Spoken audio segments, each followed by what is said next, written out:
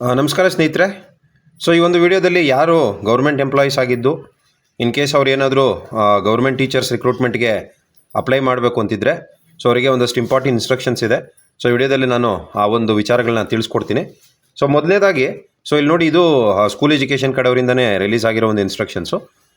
First instruction ಏನು ಕೊಡ್ತಾರೆ, ನಾನು ಸೇವಾನಿರತ ಅಭ್ಯರ್ಥಿಯಾಗಿದ್ದು NOCಯನ್ನು ಅರ್ಜಿಯೊಂದಿಗೆ ಸಲ್ಲಿಸಬೇಕಾ ಅಂತ ಕೇಳ್ತಾರೆ. ಸೊ ನಾರ್ಮಲಿ ಏನಾಗುತ್ತಂದರೆ, ಇನ್ ಸರ್ವಿಸಲ್ಲಿದ್ದಾಗ ನಾವು ಬೇರೆ ಯಾವುದಕ್ಕಾದ್ರೂ ಕೆಲಸಕ್ಕೆ ಅಪ್ಲೈ ಮಾಡ್ತಿದ್ವಿ ಅಂದರೆ ನೀವು ಫಸ್ಟ್ NOC ಅಪ್ಲೈ ತೊಗೋಬೇಕಾಗತ್ತೆ. ಬಟ್ ಇಲ್ಲಿ ಅವರು ಅದಕ್ಕೆ ಏನು ಆನ್ಸರ್ ಕೊಟ್ಟಿದ್ದಾರೆ, ಸೇವಾನಿರತ ಅಭ್ಯರ್ಥಿಯು NOCಯನ್ನು ಮೂಲ ದಾಖಲೆಗಳ ಪರಿಶೀಲನೆಗೆ ಆಯ್ಕೆಯಾದಲ್ಲಿ ಪರಿಶೀಲನಾ ವೇಳೆಯಲ್ಲಿ ಸಕ್ಷಮ ಪ್ರಾಧಿಕಾರದಿಂದ ಪಡೆದು ಸಲ್ಲಿಸುವುದು ಕಡ್ಡಾಯ. ಅಂದರೆ ಅವ್ರು ಏನು ಹೇಳ್ತಾರೆ, ಸೆಲೆಕ್ಷನ್ ಆದಮೇಲೆ ಇನ್ ಕೇಸ್ ಏನಾದರೂ ಎಕ್ಸಾಮ್ ಎಲ್ಲ ಸೆಲೆಕ್ಷನ್ ಆಗಿ ಆ ಡಾಕ್ಯುಮೆಂಟ್ ವೆರಿಫಿಕೇಷನ್ಗೆ ಬಂದಾಗ ಏನು ಮಾಡಬೇಕು ಅಂತ ಹೇಳ್ತಾರೆ, NOCನ ಕೊಡಬೇಕು ಅಂತ ಹೇಳ್ತಾರೆ. ಅಂದರೆ ಈಗ ಸದ್ಯಕ್ಕೆ NOC ಅವಶ್ಯಕತೆ ಇಲ್ಲ. ಸೊ ಬಟ್ ನೀವು ಅಪ್ಲೈ ಮಾಡ್ಕೊಳ್ಳೋದು ಒಳ್ಳೆಯದು. ಅಪ್ಲೈ ಮಾಡಿಕೊಂಡ್ರೆ ಅದು ಬರೋದು ಡಿಪಾರ್ಟ್ಮೆಂಟ್ಗೆ ಹೋಗಿ ಬರೋದೆಲ್ಲ ಲೇಟ್ ಆಗುತ್ತೆ. ಸೊ ಹಂಗಾಗಿ ಈಗಲೇ ನೀವು ಅಪ್ಲೈ ಮಾಡ್ಕೊಳ್ಳಿ. ಅಪ್ಲೈ ಮಾಡಿಕೊಂಡು ನೀವು ಸೆಲೆಕ್ಷನ್ ಆದಮೇಲೆ ತೊಗೊಂಡೋಗಿ ಕೊಡ್ಬೋದು, ಅಂದರೆ ಡಾಕ್ಯುಮೆಂಟ್ ವೆರಿಫಿಕೇಷನ್ ಟೈಮಲ್ಲಿ ಕೊಡ್ಬೋದು.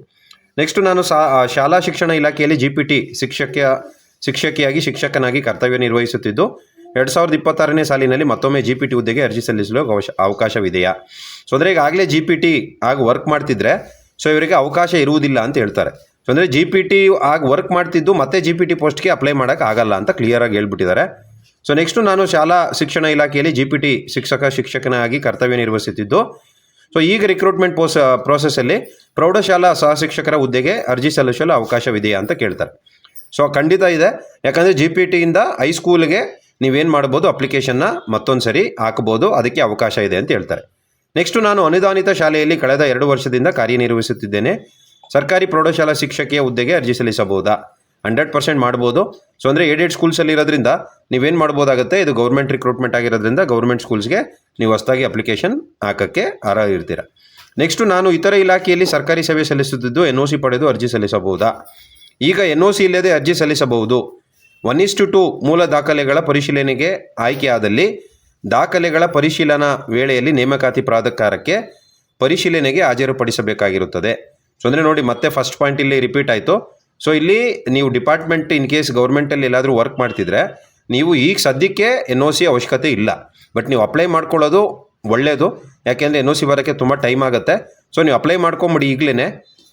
ನೀವೇನು ಮಾಡಬೇಕಾಗತ್ತೆ, ಸೆಲೆಕ್ಷನ್ ಆದಮೇಲೆ 1:2 ಏನು ಒರಿಜಿನಲ್ ಡಾಕ್ಯುಮೆಂಟ್ ವೆರಿಫಿಕೇಷನ್ ಕರೀತಾರೆ, ಆಗ ಇವ್ರು ಏನು ಮಾಡಬೇಕಂತ ಹೇಳ್ತಾರೆ, ಇದನ್ನು ಸಬ್ಮಿಟ್ ಮಾಡಬೇಕು ಅಂತ ಹೇಳ್ತಾರೆ.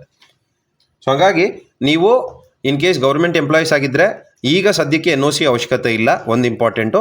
ಬಟ್ ನಾನು ಹೇಳೋದು, ನೀವು NOCಗೆ ಈಗಲೇ ಅಪ್ಲೈ ಮಾಡ್ಕೊಳ್ಳಿ. ಜೊತೆಗೆ ಅದು ಬರೋಕ್ಕೆ ಟೈಮ್ ಆಗೋ ಕಾರಣದಿಂದ ನೀವು ನಾರ್ಮಲಿ ಪ್ರಿಪೇರ್ ಆಗೋಕ್ಕೆ ಶುರು ಮಾಡ್ಕೊಳ್ಳಿ ನಿಮ್ಮ ಎಕ್ಸಾಮ್ಗೆ.